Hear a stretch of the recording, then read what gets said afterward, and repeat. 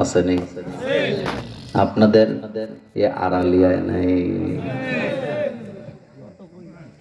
दिन की सूरज डूब रही है हम लोगों की सामने, रोज हशर में क्या जवाब है मुस्तफा की सामने।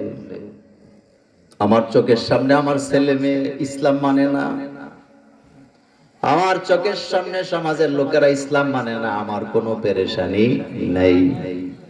তাহলে আমি কি খাঁটি মুসলমান হইছি?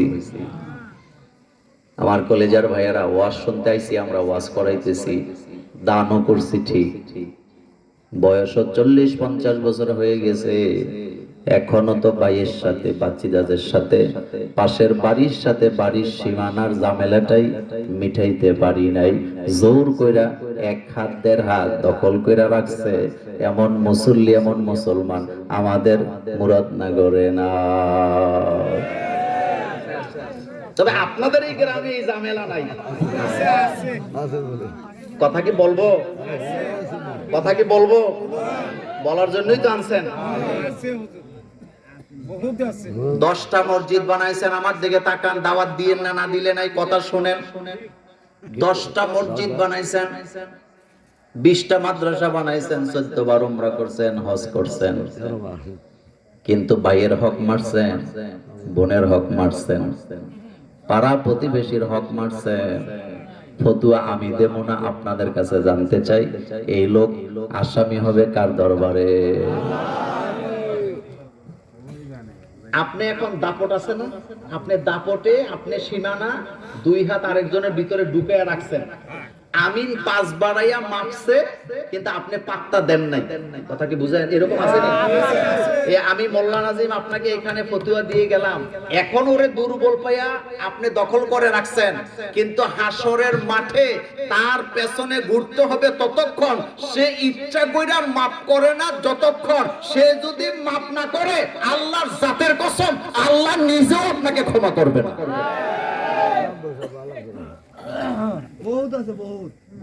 কারণ সে মাজলুম। সে কি মাজলুম? ভাই বরদন, মনোযোগ আছে? ভাই বরদন রক্তের বাদন, যদিও পৃথক হয় না, যদিও পৃথক হয় সম্পদের কারণ। ভাই বেজগরা আসেনি? কথা কন না কেন? আমার দোস্ত এখানে আছে হাসান, আমি ছোটবেলা আমরা 2 ভাই এক ক্লাসে পড়তাম, আমরা একসাথে ছিলাম, তো ওর সাথে আবার হাসানের সম্পর্কটা একটু বেশি, তারা আর কি, বুঝছেননি কথা? একেবারে কথা তো রেকর্ড হয়, ও জানে এগুলা। আমরা এক ভাই আরেক ভাইয়ের দোস্ত কইয়া ডাকি, আপন ভাই। মানে আমাদের সম্পর্কটা এরকম, সে যদি বলে যে এটা আমাকে দিয়ে দাও, আমি কোনোদিন প্রশ্ন করি না, দেব না। আমি যদি বলি এটা দিয়ে দাও, সেও প্রশ্ন করে না, দেব না। এটা আপনাদেরকে আমি গর্ব করে বলছি না, আমরা 4 ভাই, আল্লাহর জাতের কসম, আল্লাহকে সাক্ষী রেখে বলি, কোনোদিন সম্পদ নিয়ে ভাইয়ে ভাইয়ে তর্কাতর্কিও করি নাই। এখন বলবেন হুজুর তর্কাতর্কি হইল না কেন? কাউকে না কাউকে স্যাক্রিফাইস করা, কথা কন না কেন? স্যাক্রিফাইস করা, কথা কয় না, লাগবে নি? লাগবে। ভাই হইয়া ভাইয়ের লাশটা বাইর করতে পারবে এতটুকু রাস্তাও আমরা দেই না। এরকম নাই? আহারে ভাই কি ভাই। আর আপনি কি জানেন রাসূলুল্লাহ সাল্লাল্লাহু আলাইহি ওয়াসাল্লামের সাহাবারা যারা মুহাজির ছিলেন তারা তো সব মক্কায় ফেলে গেছে, মদিনাতে গেছে খালি হাতে। আনসার সাহাবা এসে, বুখারী মুসলিমের হাদিস কিতাবুল মাগাজি, আনসার সাহাবা এসে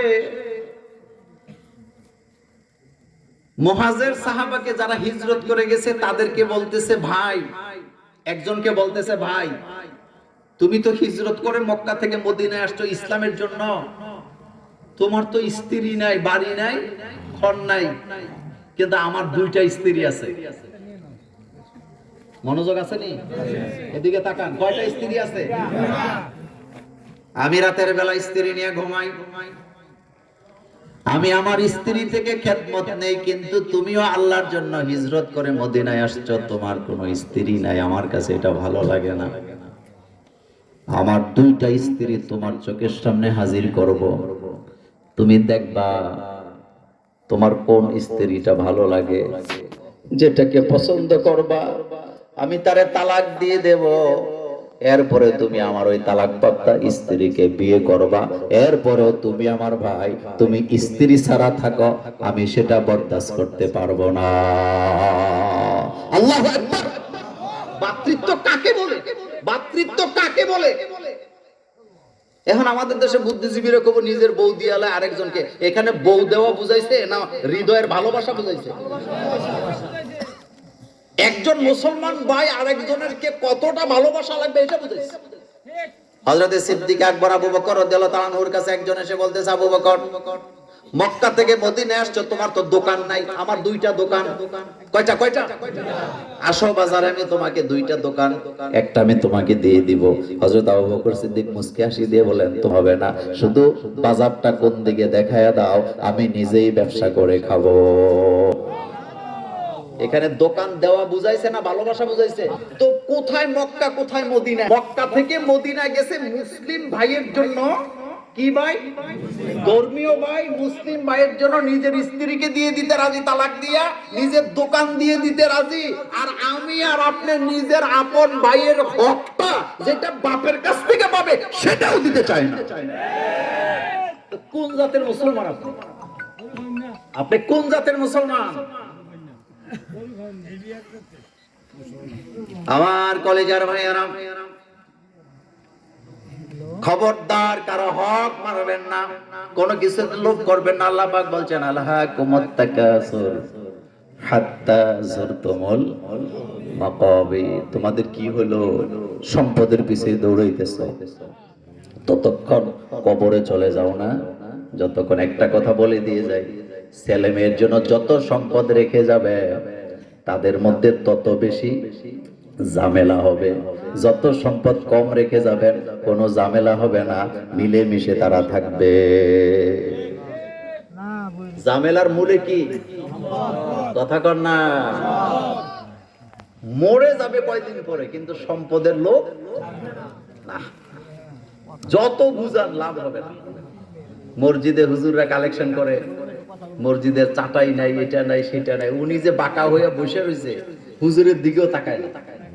কেউ আছে দান বাক্সটা সামনে গেলে আরেক দিকে তাকায় এমনি ধাক্কা দিয়ে দেয়। আপনাদের এলাকায় নাই? সিরা টাকা না চললে এটা কোনে দেয়? আপনারা বোধহয় পাইছেন না। ক্যাশিয়ার যারা আছেন বলেন, পাইছেন নি? চিন্তা করেন, হেতে আল্লাহর সাথেও বাটপারি করে। ইন্নাহুম ইয়াকিদুনা ওয়া আকিদু। কথায় দিকে গেলাম না, রাসূলের হিজরতের কথা বলছিল, এবার খেয়াল করেন। নবীজি মক্কা থেকে মদিনায় রওনা দিলেন। আল্লাহ নবী গাড়ি চড়ে অপেক্ষা করলেন মক্কার পরিবেশ ঠান্ডা হওয়ার জন্য। কাফেরেরা তো গ্রাউ করে রাখছে, খুঁজতেছে রাসূলকে। আল্লাহর নবী এখন বিপদে আছে না নাই? কথা কর না কেন? তো নবীজি তো দোয়া ইউনুস পড়ার কথা, যে আল্লাহ কোন রকমে আমার জানটা বাঁচায় মদিনায় পৌঁছায় দাও। কিন্তু রাসূল তো দোয়া ইউনুস পড়ে না, রাসূল তো চমৎকার আরেকটা দোয়া করতেছে। রাসূলের দোয়া, অকুর রব্বি আদখিলনি মুদখালা সিদকিন ওয়া আখরিজনি মুখরাজা সিদকিন ওয়াজআললি মিন লাদুনকা সুলতানান নাসীরা। নবীজি বিপদে পড়ে আছে মক্কায়। কাফেরেরা তন্ন তন্ন করে পুরা মক্কায় আমার নবীকে খুঁজতেছেন। আল্লাহর নবী হযরত আবু বকর সিদ্দিককে নিয়ে গাড়ি চড়ে বসে আছে টানা 3 দিন। সুবহানাল্লাহ পড়েন। কয় দিন? 3 দিন বসে আছে। আর এই 3 দিন রাসূল দোয়া করতেছে, অকুর রব্বি আদখিলনি মুদখালা সিদকিন ওয়া আখরিজনি মুখরাজা সিদকিন ওয়াজআললি মিন লাদুনকা সুলতানান নাসীরা। আল্লাহ তুমি আমাকে সুলতানে নাসির দান করো, রাষ্ট্র ক্ষমতাটা আমার হাতে উঠায়া দাও। কারণ রাসূল বুঝে গেছে রাষ্ট্র ক্ষমতা ছাড়া জনগণকে ঠান্ডা করা যায় না। জনগণ ঠান্ডা করতে কি লাগে?